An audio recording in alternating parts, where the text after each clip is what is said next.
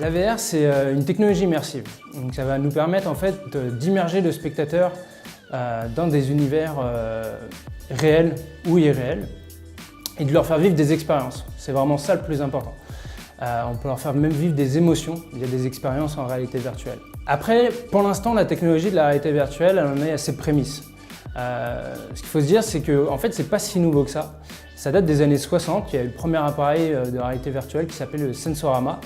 Ça a été remis au goût du jour il y a peu de temps par Oculus, qui d'ailleurs se sont fait racheter par Facebook, qui ont sorti plein de casques virtuels depuis, qui sont un gros acteur. Il y a eu de nouveaux acteurs aussi qui sont sortis.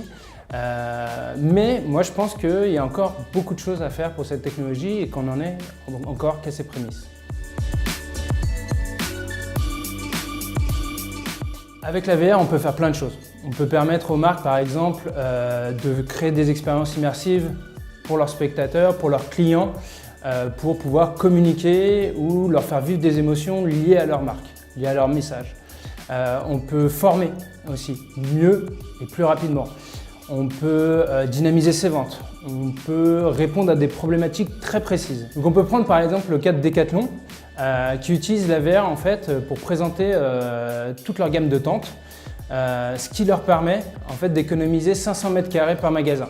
Ou encore sinon, nous, il y a aussi un laboratoire pharmaceutique qui utilise la VR pour pouvoir permettre à ses clients, donc les pharmaciens, de pouvoir visiter leurs usines, de voir qui sont aux normes, leur processus de fabrication et ce qui leur permet de dynamiser leurs ventes. Nous, on a aussi certaines utilisations de la VR par rapport à la formation. La VR, en fait, ce qu'il faut se dire, c'est que quand quelqu'un va expérimenter une expérience, il va enregistrer à peu près 80% des informations. Compte 20% si vous regardez une vidéo ou si vous lisez un article ou un livre, etc. Donc en fait, ça permet de gagner beaucoup de temps sur la formation et vu que les personnes passent moins de temps en formation, ils vont en fait permettre de gagner de l'argent à l'entreprise, faire des économies.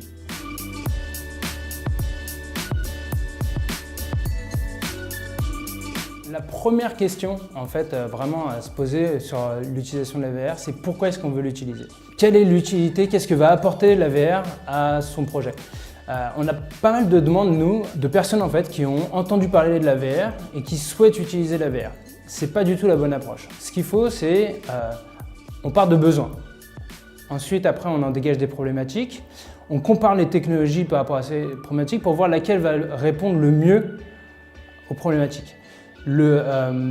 Si c'est la VR qui est retenue, à ce moment-là, il va falloir se poser des questions sur qu'est-ce qu'on veut faire comme expérience en fait en réalité virtuelle. Qu'est-ce qu'on veut proposer? Est-ce qu'on part sur un tournage? Est-ce qu'on part sur de l'interactif?